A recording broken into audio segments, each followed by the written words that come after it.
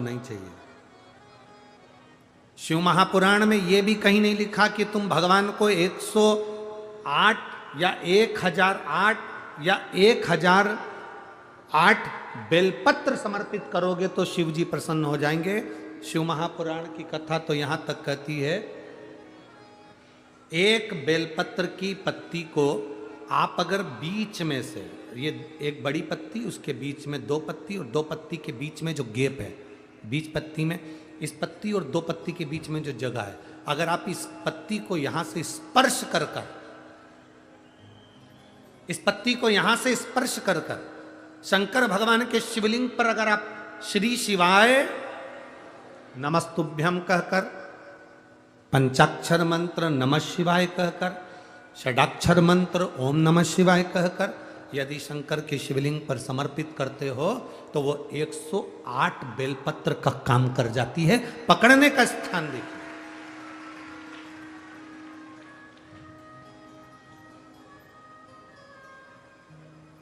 ये स्थान की बड़ी मूलता है, जो थोड़ा सा समझेंगे अपन, थोड़ा ध्यान देंगे तो ये जो ये स्थान है ये बड़ा मूल माना गया।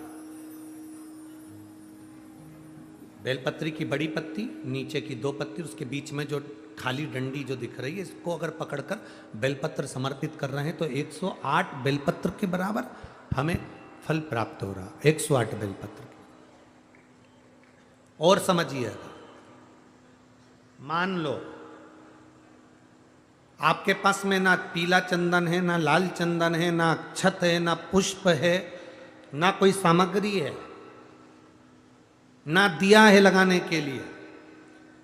शंकर जी के मंदिर में लोटा भर के जल लेकर गए हो, आज तुम्हारे पास में हो सकता है जल भी नहीं है, लोटा भी नहीं है, तो जिस शंकर जी का दर्शन करने गए हो उन्हीं की बेलपत्र को उठाओ और बेलपत्र को उठाने के बाद पहले अपने हथेली पर रखो, अपना हाथ रखकर बाबा से प्रार्थना कर कर बेलपत्री की मध्य पत्री, आगे वाली पत्ती को पकड़कर अगर वो बेलपत्र हम शिव जी को समर्पित करते हैं तो हमारा पीला चंदन, लाल चंदन, दिया सब बाबा को समर्पित हो जाता है उस बेलपत्री में। एक बेलपत्री का सुख हमारे जीवन का एक आनंद दे देता है। हम तो यहां तक कहेंगे, अगर कभी जिंदगी में तुम्हें लगे कि गुरुजी मेरा पैसा फंस गया नहीं मिल रहा है, या मेरा पैसा अटक गया नहीं मिल रहा है, या मेरा घर में धन नहीं है, बहुत तकलीफ की ज़िंदगी चल रही है, आप ये बेलपत्री का जो 2 पत्ती है ना, ये 2 पत्ती इस जगह से पकड़कर, आपको लग रहा है कि पैसा नहीं है, काम बहुत बड़ा अड़ा है, बेटे की शादी, बेटी की शादी, या मकान या दुकान, कोई काम अड़ गया, ये 2 बेलपत्री की पत्तियों को पकड़कर अपनी कामना कर कर शिव जी को समर्पित करो और 1 लोटा जल बाबा को चढ़ाना प्रारंभ करो। 20 से 22 दिन इंतजार करना, मेरा बाबा हाथ पकड़कर कुबेर भंडारी भंडार जरूर भरेगा।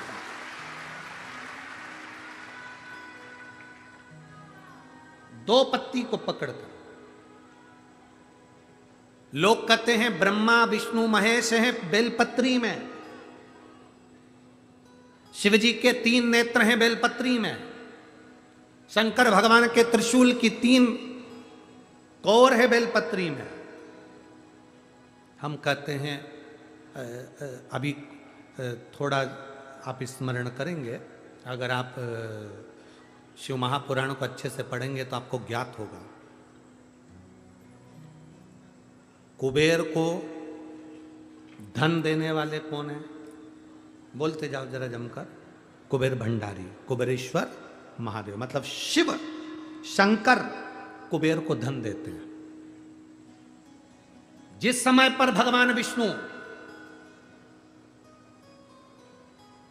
संपूर्ण विश्व के कल्याण के कार्य करने लगे, कुछ नहीं हाथ में रहा, तब लक्ष्मी से उन्होंने धन लिया। आपने वहां तिरुपति बालाजी की कथा सुनी होगी, लक्ष्मी से धन लिया।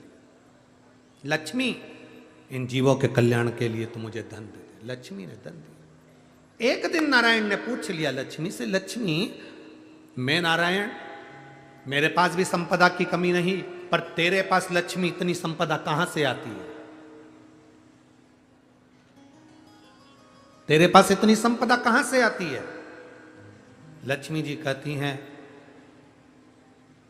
मेरी मां ने, मेरे पिता ने मुझे केवल एक ही बात सिखाई थी, किसी के आगे हाथ नहीं फैलाना है, शंकर की स्तुति करना है। लक्ष्मी जी कहती हैं, जब मुझे जरूरत पड़ती है मैं कुबेर को साथ में लेकर पहुंचती हूं।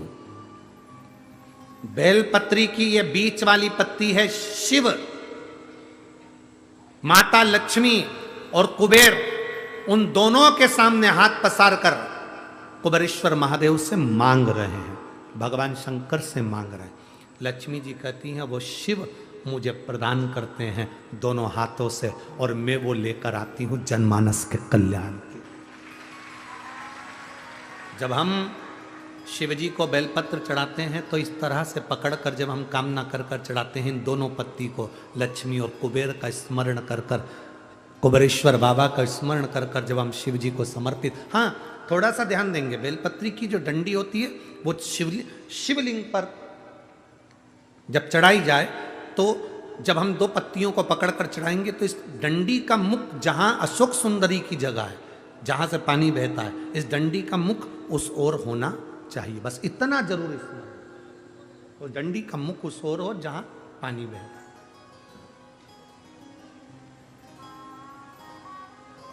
जिस जगह से जल बह रहा हुआ उस ओर।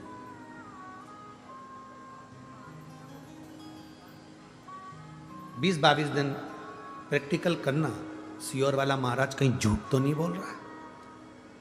पकड़ना चाहिए, अगर झूठ बोले तो तुरंत पकड़ लो।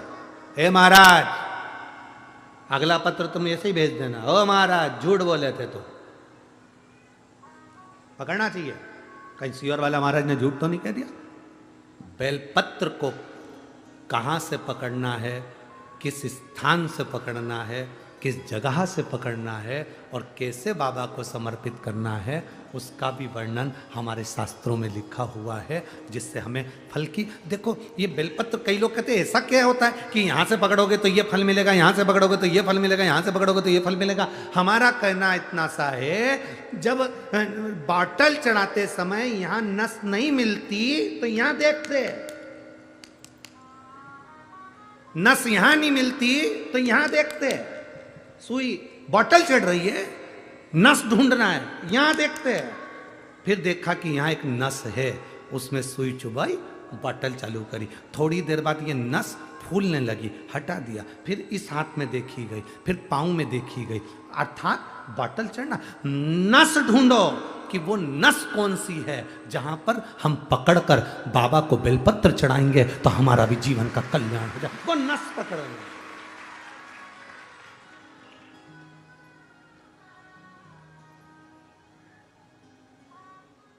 पहले के लोगों क्या भगवान की पूजन नहीं करते थे?